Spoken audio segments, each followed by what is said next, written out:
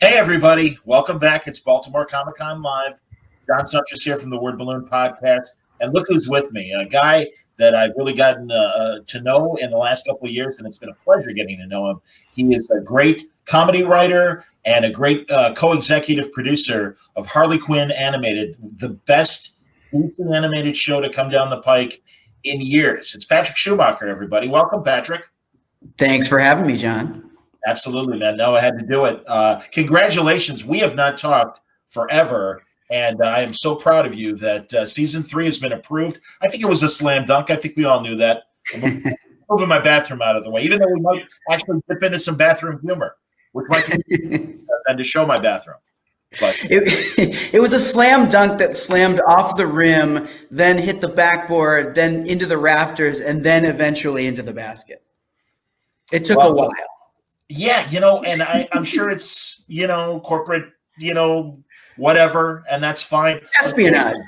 Well, whatever. But honestly, Patrick, and I've said this before, people may not realize it, especially if they only know you through Harley Quinn.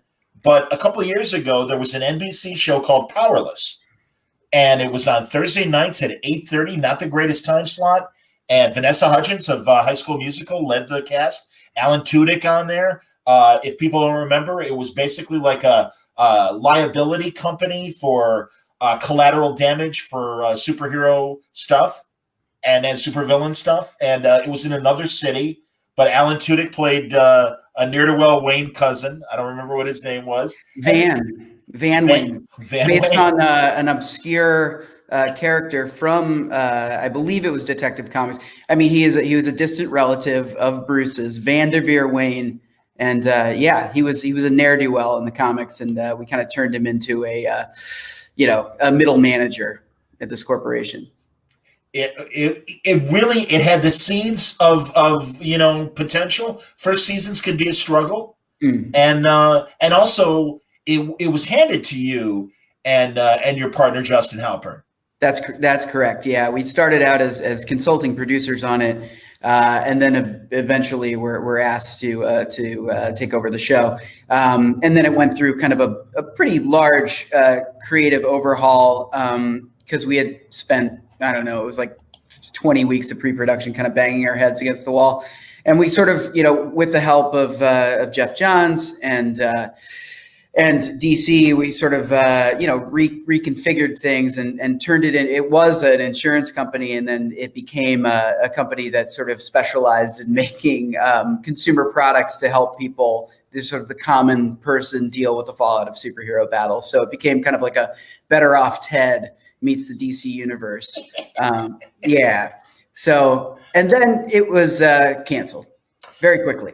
Man, and you got Adam West to come on and be a different corporate guy. He wasn't a Wayne per se, but he was definitely part of the Wayne Foundation. And I'm really glad that the powers that be allowed you guys to show it on YouTube after the show had been canceled. But by the same token, it's a shame because that was probably one of the strongest episodes you guys had. Yeah, I feel like the reins kind of came off around halfway through the first season, possibly because the network just cut bait on the show. We're like, yeah, do whatever you want. We're canceling this in April. But when I think we got to embrace more of just the absurd, and that episode is certainly I'm completely blanking on the word that I'm looking for. It's no exception, is what I meant to say. No worries, man. We had portals to different dimensions and Warlord references. Yeah, that's right. Made some Warlord references. Yeah. And Danny Pudi, I'm sorry, shame on me. Forgot to mention him. Excellent cast member. No, man, that's the thing. You definitely had the ingredients. It's just like every other than the CW. I think it's a crapshoot of these shows surviving on the original 3. And all you have to do is look at that Supergirl was on that first season of CBS, and they didn't know what to do with it. And CW's like, we'll take care of that, no problem. Yeah. And here we are. So yeah, I think it is interesting because obviously we've seen the shift in animation, but also in movies. And it does seem that other than CW and a little bit of Fox, it seems like the classic three are still struggling, I think, with genre fiction. Yeah. I mean, we've struggled with genre kind of outside of Harley. Honestly, we had a pilot at the CW that we shot a few years back now, based on this YA novel called "It's the End of the World as We Know It," and I think honestly, for us, this sort of nexus of like comedy and genre has been a really tough sell. I think Harley, we finally kind of found the sweet spot. It's those sort of calibrations of like, is it a drama? Is it a comedy? With the CW thing, it was, hands down, it started as a half-hour pitch. Once we decided to take it to CW, it necessitated an hour long because that's the only kind of programming that they were doing at the time, at least. Sure. And that sort of meant that we were in the domain of the Warner Brothers drama department. They saw the show a certain way. We saw the show a certain way. We ended up pairing up with Rob Thomas of iZombie and Veronica Mars. We knew Rob from having worked with him on iZombie for one season. And, at the end of the day, I think it became kind of a different show than we had intended. And I think everybody kind of felt that. And, it didn't end up moving forward. But we had a great cast. It was Josh Hellman, Gage Golightly, and Quinta Brunson of a Black Lady sketch show on HBO, who we're now developing a half-hour single cam for ABC. Great. So very excited about that. Not a genre show. It's just it's about teachers, but we're very, very excited about that one. That sketch show is amazing. And seriously, like from moment one, I'm like, oh, this is a show I'll be watching. That's fantastic. Very funny. So that's really, really cool. And I'm glad that even, in between Powerless and Harley, Warner Brothers thought enough of you guys to keep you in the mix. Fortunately, they already had given us a multi-year contract, so they had to. Oh, there you Well, you've proven your worth now with Harley, and that's outstanding. Is the new show that you're developing for ABC, is that also a Warner show? It is, yeah. We're currently under contract for the next couple of years with Warner Brothers. So everything that we do is Warner Brothers, yeah. And we should also mention, was Shit My Dad Says, the Shatner show that was based on his Twitter, the other Twitter account, not Shatner's Twitter account. Right. Was that also you and Justin? Were you guys day one runners on that? No. So that was an interesting one. So that was our big break into television.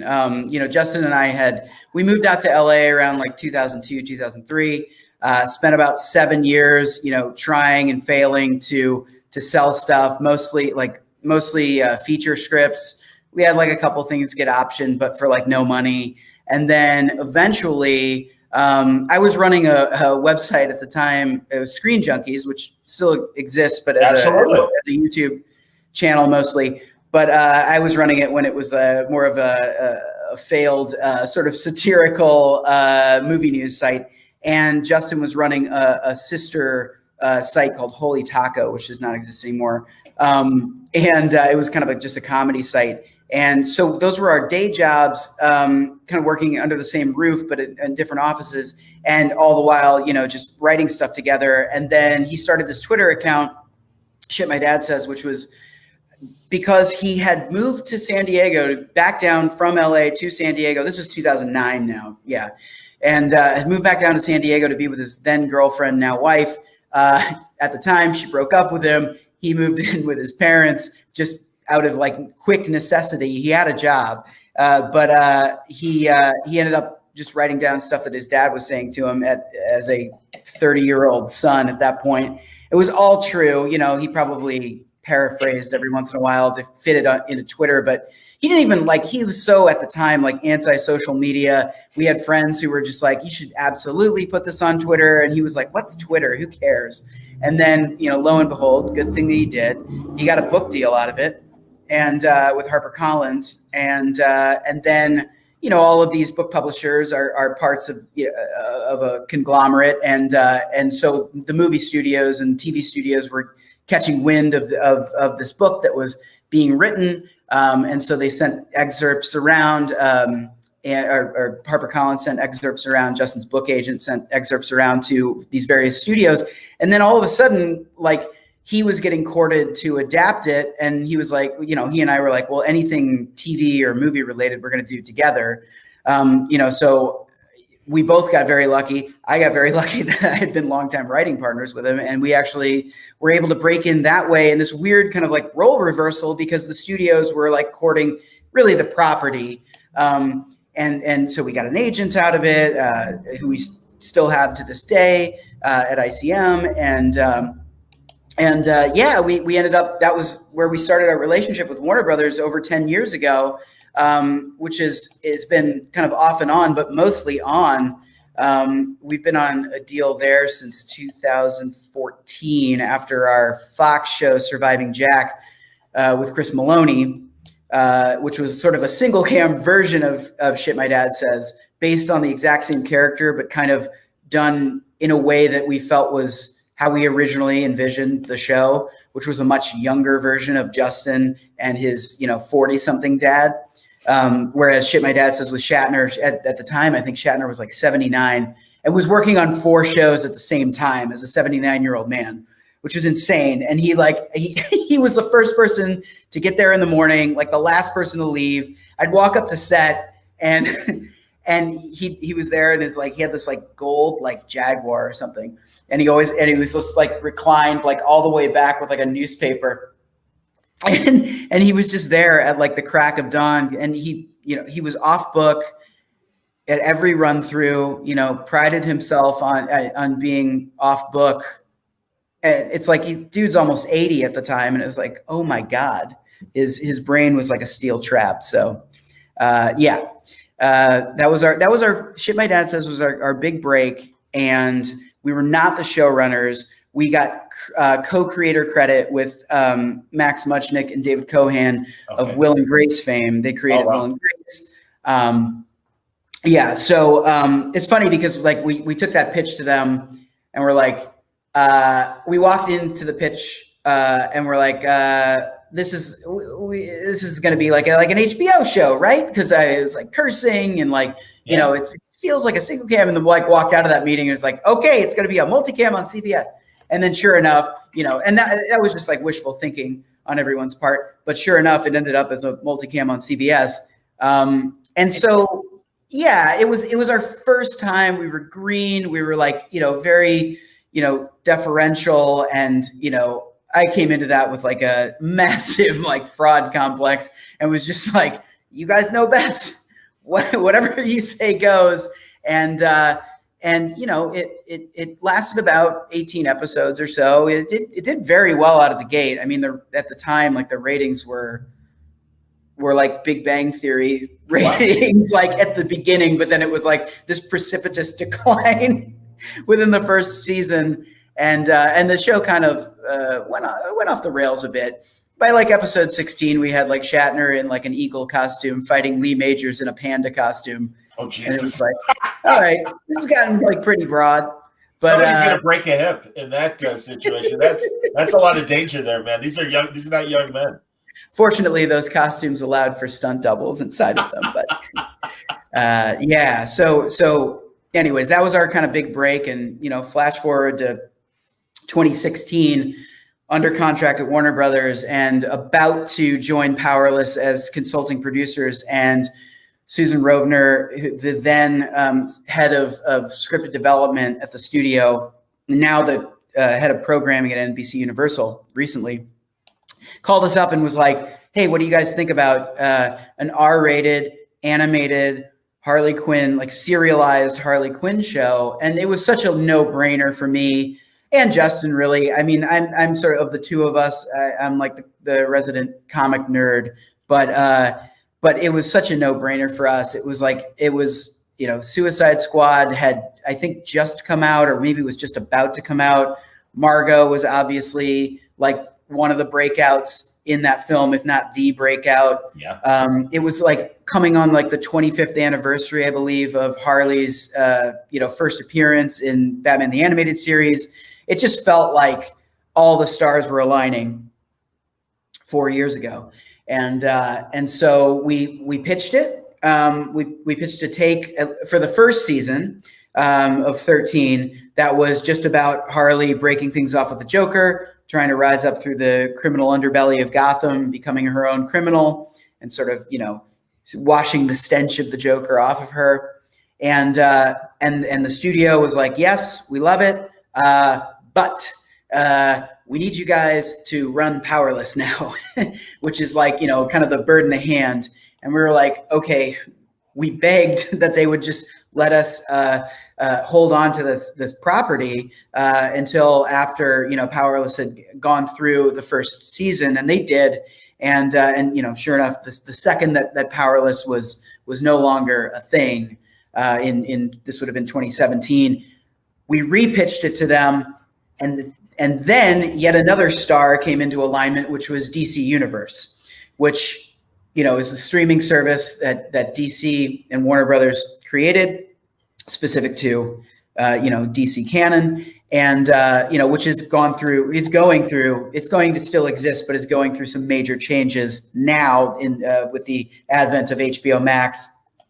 And so at the time, DC Universe had Titans in pre-production. I think the writer's room had started, but they hadn't gone into production yet. That was kind of the only thing, I think, at the time that they had, other than Young Justice season 4. And then they were this like burgeoning network essentially, and it was kind of the Wild West because there wasn't like the sort of infrastructure that you normally have at networks, at like big networks. And so, there can oftentimes be red tape, and the red tape didn't really exist, which really afforded us the opportunity to run with it. And I think we did. And, DC was there all along to sort of police what we were doing with the characters and kind of policing the IP, essentially, making sure that we were respecting it. And, to their credit, though, anytime they gave us kind of pushback on certain things, and I can get into those stories, anytime they gave us pushback on that, they really trusted us to say, okay, we understand where you're coming from. We really want to just try it. Just try it. Let us write it. Let us get to like the animatic phase, which is sort of, is one of the steps before going into actual full-on production on an animated show. And let's test. Let's do focus groups and test a couple of these episodes in the early first season episodes, episodes that were potentially problematic with where we were going, like potentially bastardizing characters, like Commissioner Gordon, let's say, which we really, took some liberties with, to say the least. And sure enough, the testing came back. It was very highly rated. They made sure that they kind of had a spectrum of fans, right? So they had sort of casual fans, and then like the sort of self-styled like diehard fans, DC fans, who were coming in and watching this thing because they wanted to be as DC Universe. It's a network designed for DC fans, and so they wanted to make sure that they weren't biting the hand that feeds. And so, but we tested these things. Sure enough, Bane, Commissioner Gordon, Clayface, they like tested through the roof, and I think people they understood that we got the source material, and we're sort of making fun of it with the maximum amount of love involved. My therapist tells me that's how I love, through sarcasm. So that's I guess that came off during the testing, but yeah, once that happened, and I think everybody understood that, like, okay, the fans get what's going on here, and nobody's offended. They're laughing. We're all laughing with each other, essentially. They really it was kind of like carte blanche to do whatever we wanted. Very few conversations where they were like, absolutely not. I mean, yeah, I could count on 2 fingers the amount of times that we were told like, absolutely not. And they were for like lines of dialogue, or like Aquaman was an example of like Oh, the approach that we originally took was this kind of broed out sort of hyperbolic version of Momoa, and he just kind of came off as too, I think, dense. And then we were like, okay, let's try something where he's kind of like a regal, like he's like Gaston from like Beauty and the Beast. He's just, he's like this pompous prince. And they were cool with that version. I still think he's dense, but it was less of an egregious interpretation, let's say, of Aquaman. Truly, man, the voice casting for all these characters were amazing. People are obviously praising Bane, and we could talk about Bane for a second, but I'm looking through IMDb on the show's page for various images. Has every single person on IMDb in it. That's how big our cast is. I understand. It is indeed. So again, remind us who played Bane, because really, I think taking that weird Tom Hardy choice of a accent and then just covered by the mask has really provided a lot of people with comedy, including yourselves. So tell us about Bane. Yeah. So the actor who voices Bane is James Adomian, amazing comedic actor, voice actor. He's such a chameleon. But you've probably seen him at some point he does this incredible Bernie Sanders, like to the point where like they've gotten him in a room with Bernie Sanders, like meeting Bernie Sanders dressed as Bernie. It's like, you can't tell them apart. Incredible. And James came in, the mandate was to do like a version of Tom Hardy. And, James kind of put his own slight spin on what Tom did. I mean, I think at the time, especially that we were doing it, it was so hard to separate Bane from that Tom Hardy voice. I don't even know what you would call it, but Tom Hardy for that performance from Dark Knight Rises is going to be, it's immortal. It's a more, whether you love it or hate it, or anywhere in between. It's just, it is a piece of cinema history and meme history, of course. And credit to, I think it was Jonah Nolan and Christopher Nolan who collaborated on that script. I'm probably getting it wrong, but the screenwriters, the dialogue that they came up for Bane in that film is incredible and poetic and very flowery. And then when you put it into a ridiculous context like our show, like in an office, coffee clutch setting, where he's talking about caffeine is my reckoning, and and that sort of like operatic quality of Bane, but in these very mundane settings. I think that's just a classic comedic juxtaposition that was too good to pass up. But we just loved the idea initially that Bane, for as powerful as he is, was kind of the butt of the joke of all of the other supervillains, the Legion of Doom in our show, and that he could crush any of them at like a moment's notice, but he doesn't want to. He's kind of gentle, and he kind of just lets it simmer, and then every once in a while somebody sets him off, like Todd at the Jamba Juice getting his name wrong, where he writes "bang" on his Razzie Zazzy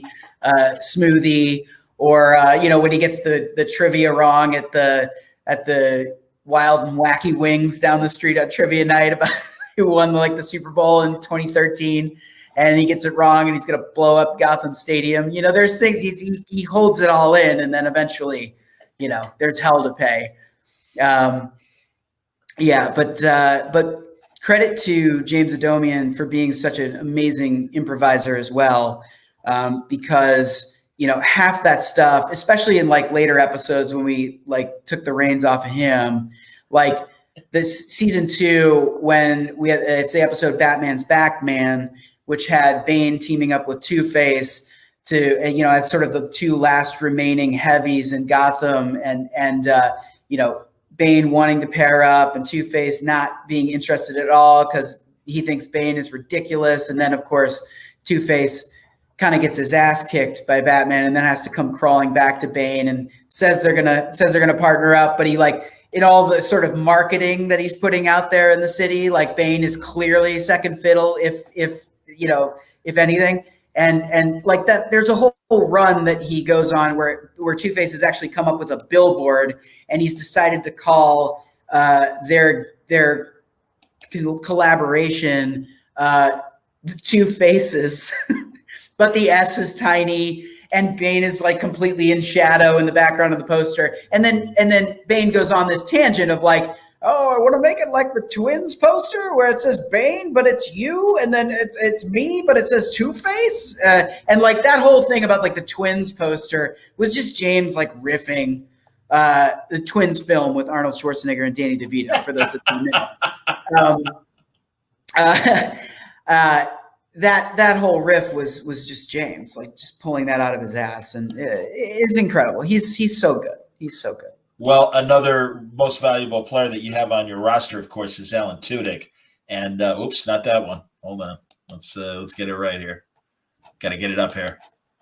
There they are. And that's a great flashback of Harley and Joker at much more calmer times. Although you can see the knife going into the Joker right there. Oh, yes. Yeah, that still is from our season 1 finale when he finally he coerces Harley to put on the old suit, the old Harley Quinn costume, the Jester costume. That's right. Which was, the symbolism of that was really important for us in the first season. By the end of the pilot, she has shed it and has sort of taken on the like New 52, like Amanda Connor look. And which she has throughout the series, but then by the end of the first season, Joker realizes that he really wants her back, and and by getting her to put this suit back on in order to save her crew, who he has kidnapped, is this big sort of sadistic win for the Joker. But yeah, Alan voices Joker and Clayface in the show, and yeah, I mean. It was. I think we had originally thought of Alan as Clayface first. Alan is this Juilliard trained actor, and he went through school with like the best of the best, and he sort of is so tapped into that theatricality. That it's such a, like, he just flips a switch, and like, I don't know if he's like going back to like Juilliard or something, but like, yeah, when he goes into Clayface, it's just like automatic. And so we were like, well, yeah, no brainer. Alan's Clayface. Cause we were like, oh, we want this kind of like pompous, like bad actor, which I'm not saying Alan is at all, but we knew that he would be able to access that. And then, yeah, we were like, oh, you know what? Like, can you just for the hell of it, like try your hand at Joker? And Alan was like, yeah, sure. And like, I think within like an hour, he had come back with what you see in all of the episodes that Joker appears in. I think there are shades of Hamill in it, but yes, Alan does petulant man-child better than like anyone I've ever worked with. And, he was able to access that part super easily as well. And like, just, I know, like, if you talk to Alan, I think he talks about how kind of cathartic it is to be able to, just curse a blue streak, which feels natural. He's like, he's the Joker. Like, he's this agent of chaos. Like, of course that's going to bleed into his language as well. Well, I wish that, and I'm hoping that, like, moving forward in season 3, that with HBO Max behind the show and stuff, that we can talk early on about getting some more resources for like behind the scenes footage. Oh, because that'd be great. Yeah. Yeah, we really have like a dearth of behind the scenes footage watching our actors in the booth, and it's incredible. And there's like, most of the time, it's literally like, it's me. It's our George, our sound engineer, and a producer, and then the actor, and like that's the audience, I really want people to see it. So I think that's something that we're going to try and do moving forward. It's going to be down the road, because we literally start, today's Friday. Yeah. We literally start the writer's room for season 3 on Monday. That's fantastic. Yeah, That's a, really, and yeah. all right, and also, and I know that writers rotate in and rotate out, but seriously, man, and we've talked about this before on Word Balloon. You've been incredibly kind with your time, but it is so great the amount of women comedy writers that you've collected for this show, and especially given a lot of the women centric humor and Oh, like absolutely. Yeah. yeah, man. I mean, that's great. Well, and I mean, again, the fact that Warner Brothers and the DC people were cool about it being as raunchy as it got, and also that writer's room that is like, give me the ball and let me run, coach. I'm ready. And really, these women came to play and they delivered. Oh yeah. I mean, we had an incredible roster of writers. You look at the IMDb page, and it's deceptively large because it was like a revolving door, and that's just the nature of working in animation, where most of the writers are on a weekly. They get other jobs. They're Sure. like higher paying, or they're, jobs that are gonna like employ them for like another 6 months or whatever extra, and they've got to take those jobs. We never begrudged any of them, and we welcome them back if they ever become available, and we have it in the budget. But yeah, I mean these budgets for these animated shows are not big, and so we had to get pretty creative with it. But we were absolutely blessed with an amazing staff from top to bottom, and but yeah, some incredibly talented female writers, many of whom are coming back to the show, and a couple of whom, actually 4 new ones that we closed deals on recently to come back for season 3.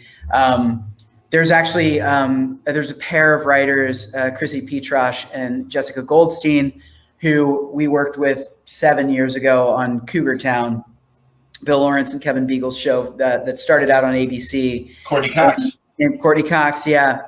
And we love them. We worked with them 7 years ago. We've maintained a friendship. And Dean Laurie, who was our co-showrunner for the first 2 seasons of Harley, unfortunately for us, was unavailable to come back because he is working on a Disney Plus show right now that is actually in production during COVID times, which is terrifying.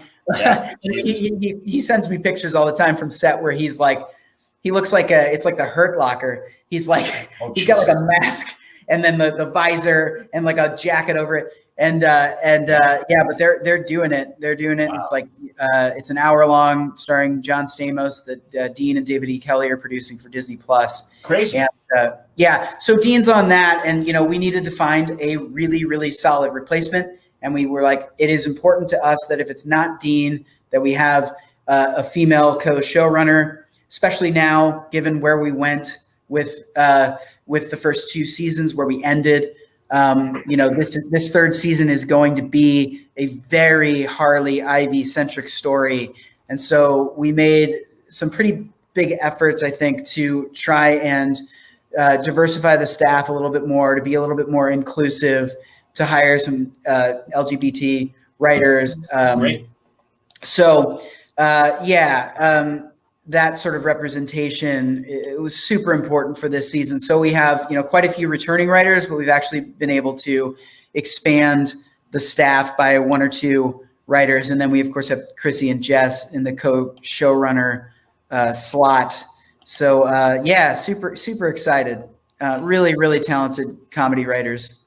And thank God you got great actors that can, again, take it to the hole where it's necessary. And truly, Kaylee and Lake Bell's chemistry is undeniable and really does give these wonderful characters that we've enjoyed in print and wanted this relationship to happen. And you guys made it happen. And again, they made it happen. Yeah, they made it happen. It's incredible because like the pilot was literally the pilot is the only episode that we ever had 2 actors in the booth at the same time. And that includes Kaylee and Lake. So all of, these Harley and Ivy scenes that you're watching beyond the pilot are, fully credited to the actors and our editors, piecing these things together. So I thought it came out like so many people are surprised to find out that they were not in the room at the same time.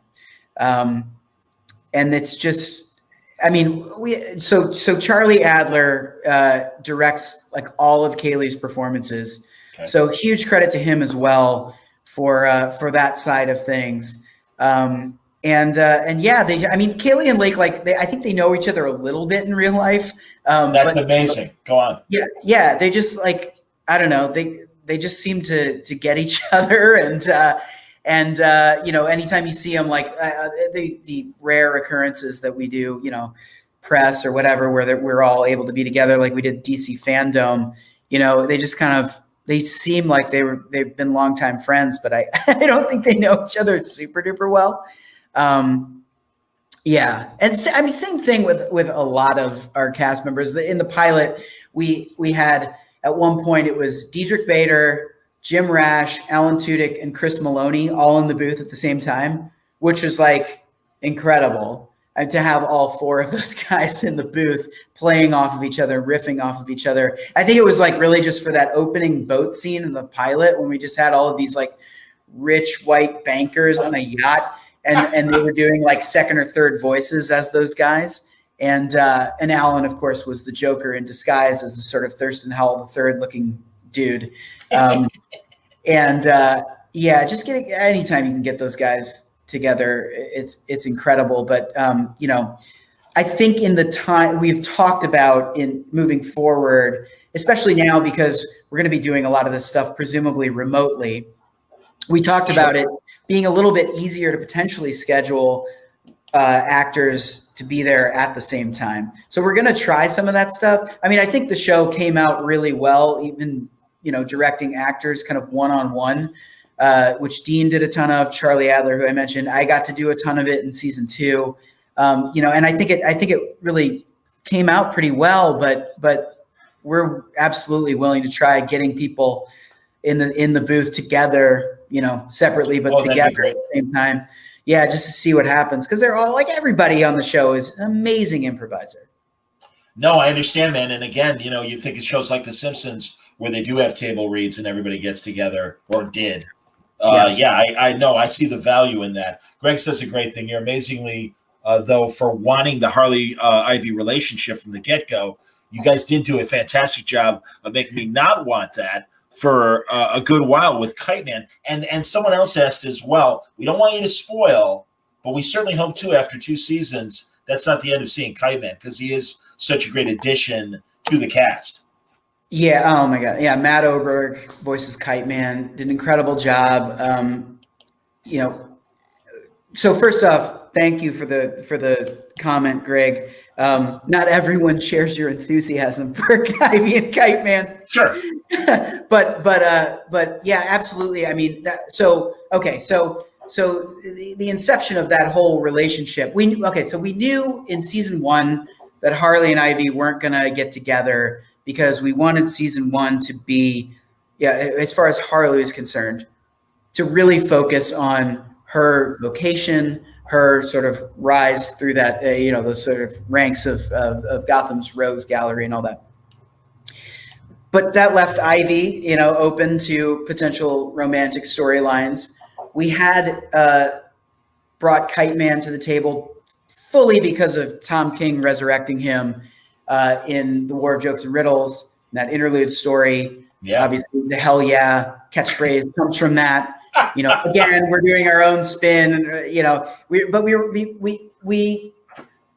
We wanted him to come into the storyline because we were like, okay, we need a villain who essentially has either really lame powers or no powers, but thinks that he has powers, just to show how misogynistic the crime world is. And that, Harley is struggling as a female supervillain to, have any sort of street cred, have any sort of pull with the sort of goon pool in Gotham. And, who better than to show that like sort of inequality than somebody like Kite Man, who's a guy with a big kite. And he bursts into Noonan's bar and he's like, hey, I'm thinking about like pulling a heist or something. I don't know. And he's like, he doesn't even have a plan. He doesn't have a plan. He's like Trump talking about healthcare. Exactly. And yet everybody's like, oh, hell yeah, we're going to, we'll join you. And then, Harley has just, delivered like a rousing speech on top of the bar at Noonan's, and no one's giving her the time of day. And so we wanted to use him as he started out as a prop, essentially, right? As a symbol. And then what Matt Oberg had done, and so Matt's neighbors with Justin, that's how we know Matt, but like, oh, great. Matt gave this performance on an episode of 30 Rock. As this marketing executive for a company called Bro Body Douche, which was clearly like a rip on Axe body spray.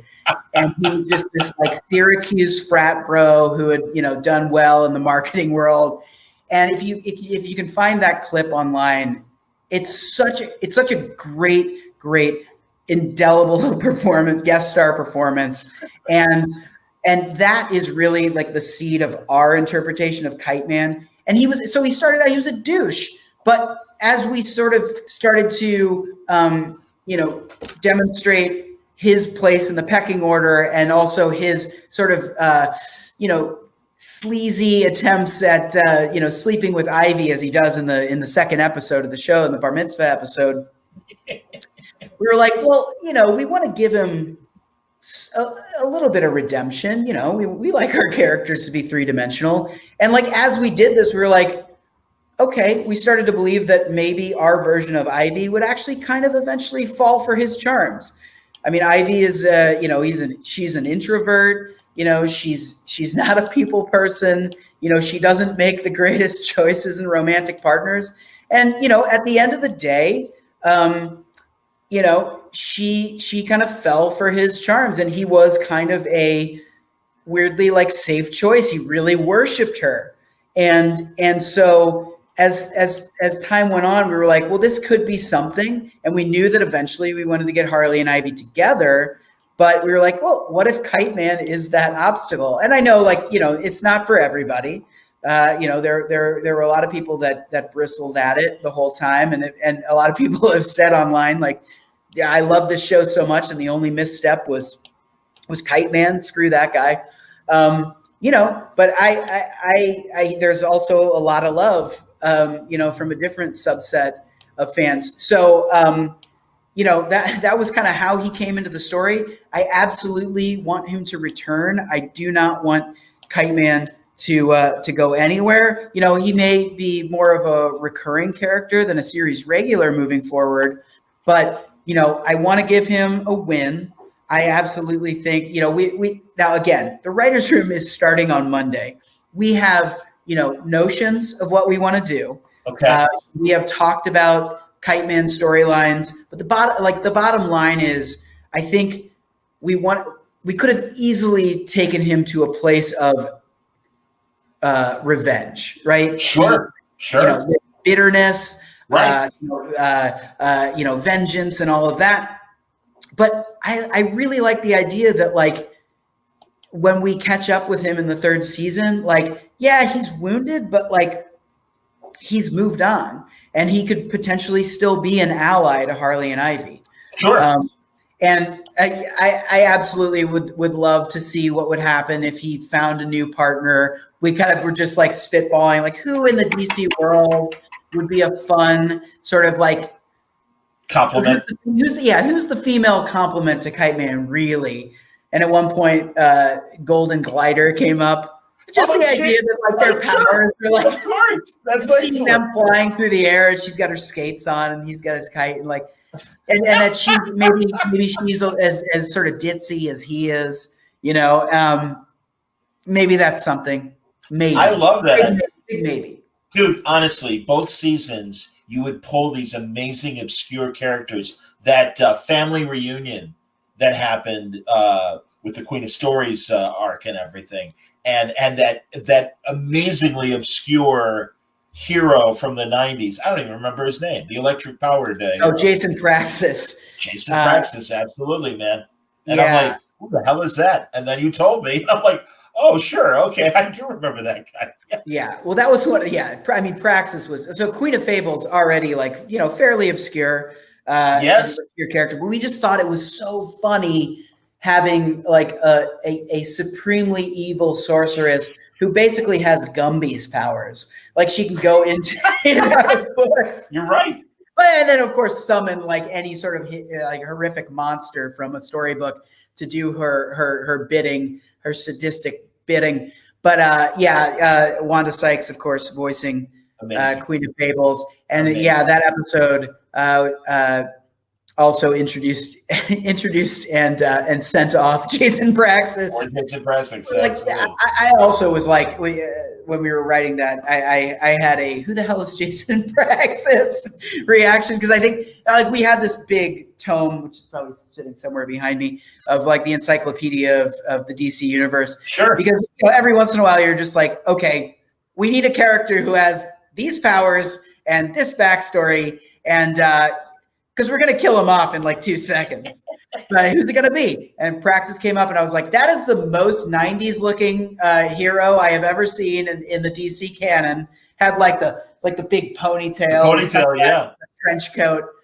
And that was a huge thing. The ponytail was a huge thing because we wanted there to be, in that episode, we have this misunderstanding where Harley has the opportunity to kill off the last of a bloodline at this family reunion so that there's no possible chance of revenge. This was per the advice of the very evil Queen of Fables. She's like, you got to end the bloodline. And then Harley, who has a heart, sees that there is one living remaining member at this family reunion. She sees the back of his head. She sees the ponytail and just makes the incorrect assumption that he is female. And sure enough, it turns out to be Jason Praxis, who gets powers and then tries to kill the crew. That's amazing, Patrick. I don't want to, because we're doing fine for time, but I also and truly, folks, if you have great questions, wonderful comments, everybody. Seriously, really appreciate it. But I do want to acknowledge the fact too that not only have you written Harley as an animated character, but you've also had a chance to write some comic stories as well. So tell us about that experience. Oh, it was incredible. A friend of mine then at DC, Dan Evans, who was in the TV department, texted me one day, and he was like, "Hey, what do you think about doing a Harley comic?" And I was like, "Of course. I mean, dream come true." And he hooked me up with Chris Conroy and Amadea Torturo from the publishing side, editors over at DC. And they had this Harley Black, White, and Red, which was sort of a Harley riff on the classic anthology series Batman Black and White, and it's kind of self-explanatory what it was. It's all of the stories are out now. Currently, they're going to be in a printed trade, but it came out as a digital first kind of weekly thing, which DC has been doing a ton of these digital firsts, and they're really good. They're really good. Yeah, really impressed. And they were 10-page Harley stories, and we kind of hashed out some ideas. But I was like, I think if I'm going to write something, it makes sense to sort of set something loosely in the canon of the show, the animated show, and I felt like the Legion of Doom was something that we only were able to explore for an episode or two, and sort of that corporate culture of the Legion of Doom was something that was ripe. And I also didn't want the comic to like step on anything that we were going to be doing moving forward. And I also felt like there's going to be a lot of Harl Ivy stories in these Black, White, and Red stories. And sure enough, the very first one out of the gate is an amazing one, story that I'm going to butcher his name, Stepan Sejic. I sure. Pronounced it. That was reasonably good. Absolutely, Stepan Sejic. Absolutely. Yeah, did a gorgeous story to kick off that series that deals with Harley and Ivy. Well, he draws beautiful women. I mean, that's really one of the highlights of his art is he can really draw beautiful. Yeah, and I believe he also wrote that issue as well. And just amazing stuff. And anyway, so I think I was correct in assuming that there are quite a few Harley and Ivy stories, and I was like, okay, let's just do a fun romp. Let's do something that takes place in the corporate world, and so I was like, it'll essentially be like a flashback to Harley's, first day on the job at the Legion of Doom and the sort of disrespect that she is shown by Lex Luthor. and who is this kind of blowhard taskmaster, treats everyone with the utmost disrespect, and Harley gets kind of she clams up a little bit, and then Bane takes her under his wing. I knew I was like, I know I want to tell this story because I can have a scene in the Legion of Doom's executive gym, and I can have a scene where Bane and Harley are doing cardio bar. And I was like, because it's like I started writing the concepts. I showed it to a couple of people who had either written comics or been in comics before, and they're like, "Oh, you committed the cardinal sin of you're writing a TV show. You're not writing for comics. You're like it's too inactive. It's like dialogue heavy, right?" And so, but totally fair assessment. Okay. And it was, and now this is the only comic I have written to this point. Would love to do it again if given the opportunity. But it was such an amazing learning curve. I already had incredible respect for comics writers everywhere, but to actually go through it and see what a math problem it is. It is such a math problem, and figuring out the layouts. And I'm probably saying the most rudimentary things, but until you do it, you have no idea just how I had read Bendis's Words for Pictures and scribbled down. I have notes in the in the alleys on the sides, but sure, you don't know until you do it. And I spent more time, I think, writing those 10 pages than I've spent writing an episode of Harley. Because that's probably maybe exaggerating a little bit, but I remember at the time my wife would come out at midnight and she'd be like, "Are you gonna go to bed? Or are you still working on that comic?" It's it has to be perfect. Yeah, man. And of course none of these were perfect, but they hooked me up with Eleonora Carlini, who's the artist on it. I thought she did a fantastic job. It's because it's tough having to do these comedic performances with these characters as well. And I thought she really, really did a nice job with it. Well, I mean, Patrick, I'll disagree with some of the advice you were getting. I do understand it's a comic. I understand there needs to be action. But that said, I kind of subscribe to Bendis's theory of we've seen a million fistfights. What we haven't seen a lot of are great character conversations. And I really think that the audience has shifted. There's a portion that still wants their meat and potatoes. But I can only speak for myself, especially being an older reader, that it's those quiet moments where character emerges and it really gets me incredibly excited, where a writer has the right handle on two people and in a room, and all of a sudden it's this amazing conversation. Yeah, well, and fair point. And I think at the end of the day, I didn't really change anything fundamentally. Okay. It was really about where I was staging it. Sure. The cardio bar thing. It's okay, this is going to be interesting for the artist to draw, at least the poses, and making it as kinetic as possible. Even though Harley and Bane in the comic are having a conversation about Bane just finished reading Bob Iger's memoir, and he's talking about applying the tenets that Bob Iger has in the book to his role on the board of the Legion of Doom. So it was cool being able to work in weird pop culture stuff that you don't necessarily see, which is, that was also a function of that project being such a freeing sort of, outside of normal continuity kind of thing that they pretty much were you can do whatever. I think at one point they asked me not to include a joke about, I had a joke in there about, there is a joke in there about, there's an email leak at the Legion of Doom, and Lex is pissed off because they found out that they had Michael Cohen on retainer, and that now the world knows that. But the original joke was they got Lex was shitting bricks because they had the whole world knows that they had invited Jeffrey Epstein to their holiday party, and they were like, "Nah, I don't think he can do the Jeffrey Epstein joke." But I was like, "Okay, that's fair." But I want to try and do something topical. No, I think that.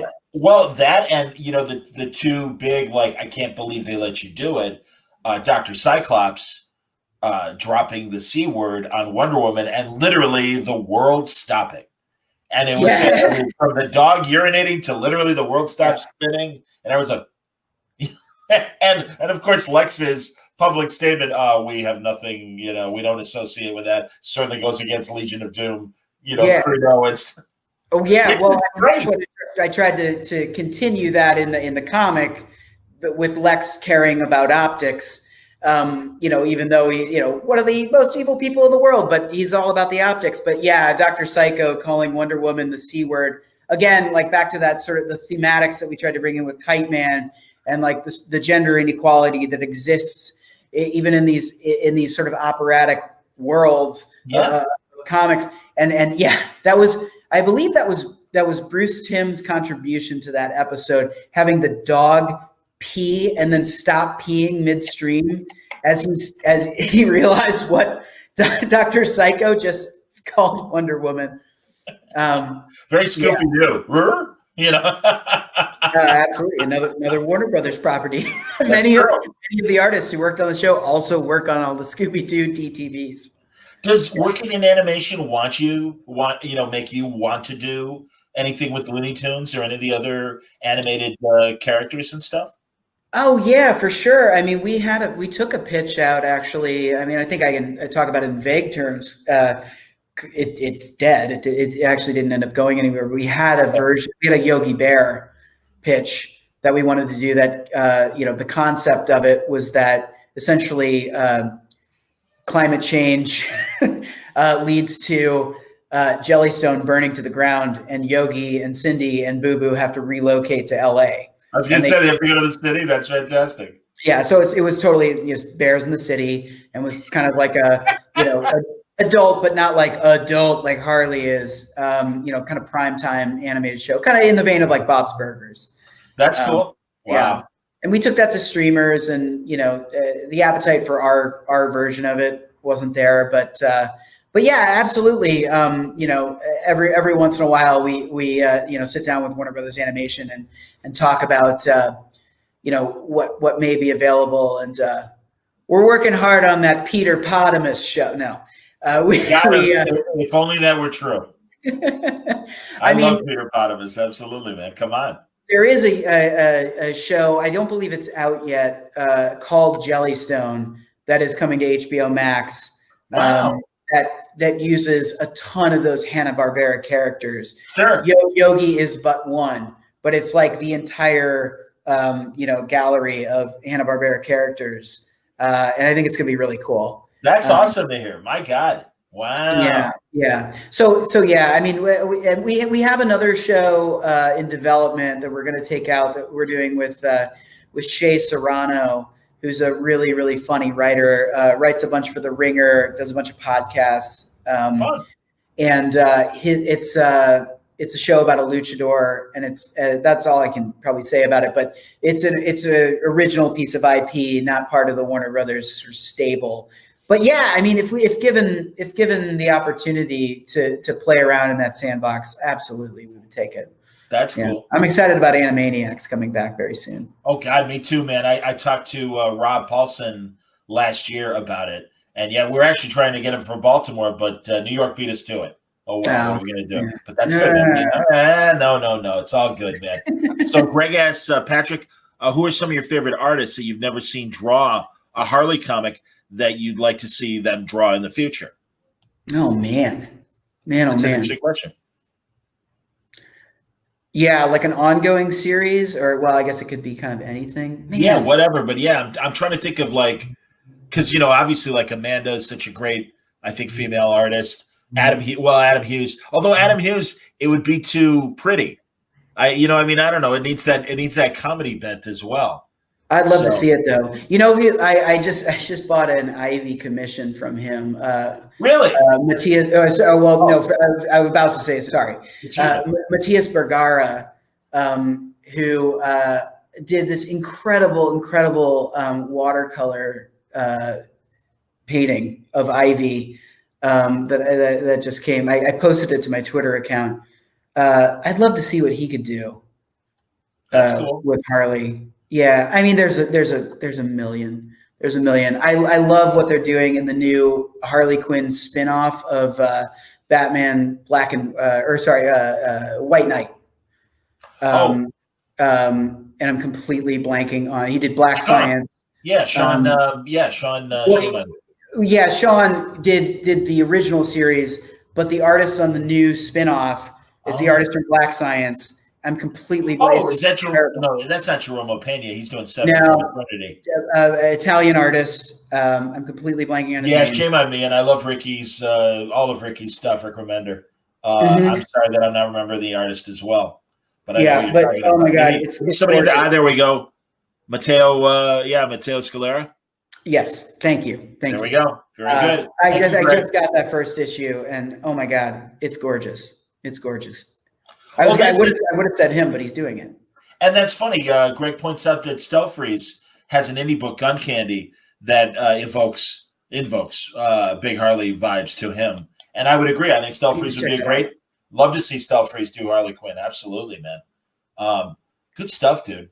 And really, we're all excited. This is great. So the writers' room starts on Monday for season 3. That's amazing.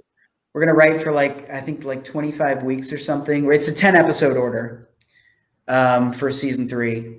And yeah, we'll see what happens. We have general areas where we want to take it. It's going to be very Harley Ivy relationship centric, but we don't want to put them through the ringer. There's no stakes that they're going to break up. We've already put them through so much. Yeah, 2 seasons of it, man. Yeah.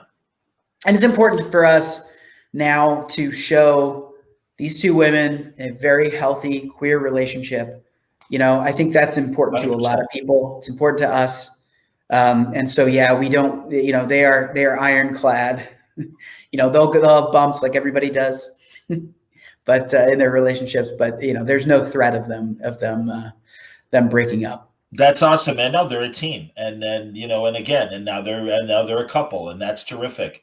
And it's time. And it really is. And it's great. And I'm glad that I don't know. And again, this is my opinion.